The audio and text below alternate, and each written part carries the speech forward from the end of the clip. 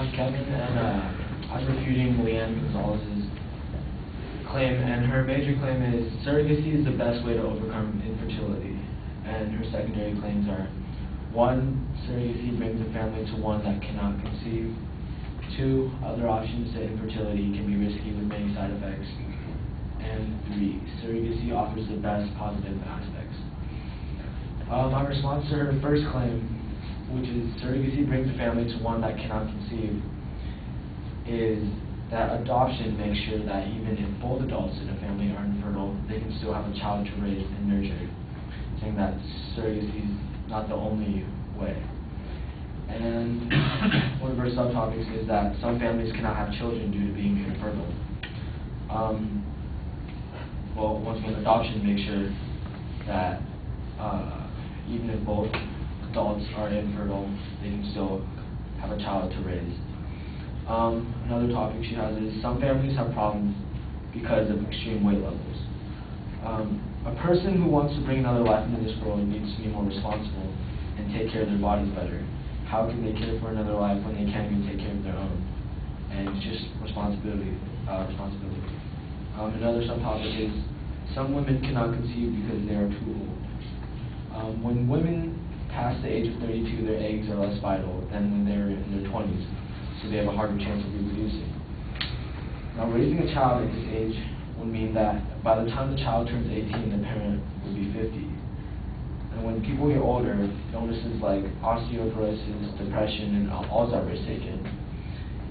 They couldn't take care of an extremely hyperactive young child being this old.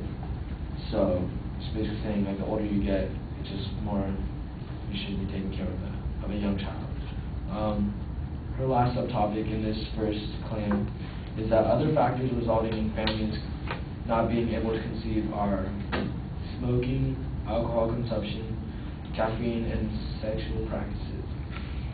People who party a lot and don't take care of their lives are more likely to badly influence their children or hurt them physically. They can't handle the responsibility of another life if they can't even get their own life straightened out. It's basically saying, why, if they can't even take care of themselves, why would they take care of another child?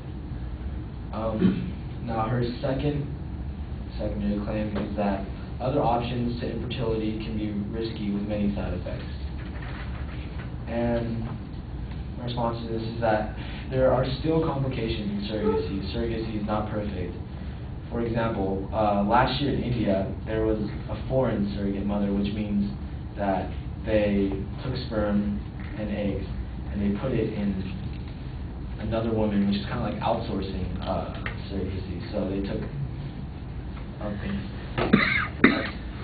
a woman in India who wanted money, and they paid these people in India to have eggs and sperm put in them, and they basically have a child for the money. And what happened was the surrogate mother had very complicated emotions, and the parents divorced before the baby was born. So neither the biological mother nor the surrogate mother wanted the child, so the poor kid was stuck in foster care in India and didn't have anyone to take care of him. Another story is about an Australian family who the surrogate mother had legal orders, and basically what happened was, in Australia, commercial surrogacy is banned, and this Australian family didn't know. So basically the judge ordered that the sperm donor and the surrogate mother were the legal guardians. And what happened was the mother who originally wanted this baby did not want it anymore, so once again this kid got stuck in foster care. So this is just showing that surrogacy still has complications, but isn't perfect. Her subpoints are about ovulation induction, talking about fertility drugs. With adoption, and I have a counterclaim saying that with adoption there aren't any side effects at all. It's 100% sure that you will receive the child.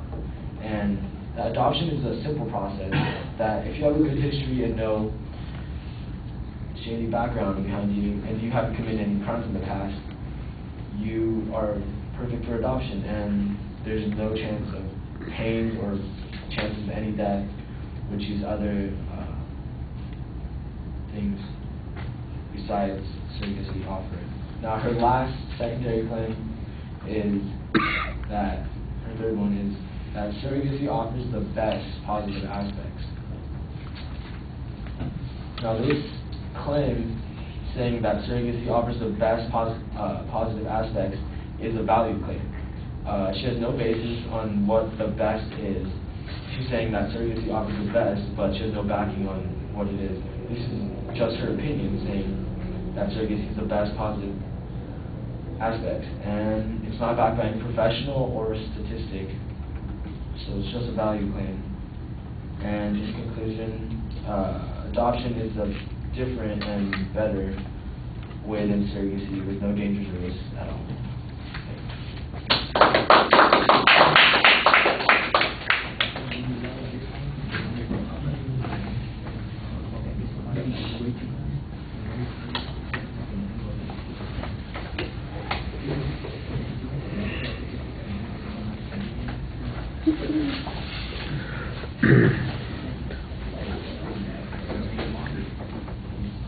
Well, Kevin, I thought that you did a good job coming up with the alternative and developing it as the competing issue. I do think you need a little bit more evidence on adoption as a alternative for infertile couples, both as when it comes to its workability and consistency, maybe even some price comparisons that would be part of the issue that people were looking at.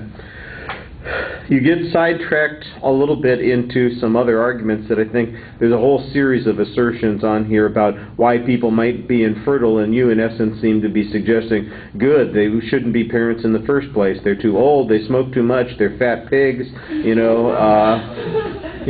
going to end up dying early, leaving their kid parentless, or they're going to be passing on some horrible gene to the kid. And I think you're making some big inferences there that aren't really justified. I'm not sure that it's all that important an issue to talk about why people need surrogacy. What I think you ought to be talking about is why adoption better addresses those needs than surrogacy does. And maybe talk about minimizing those risks, and then you could still talk about those issues. The complications of surrogacy, I thought you had a couple of good illustrations. I do think you wanted to give us the source citations on those.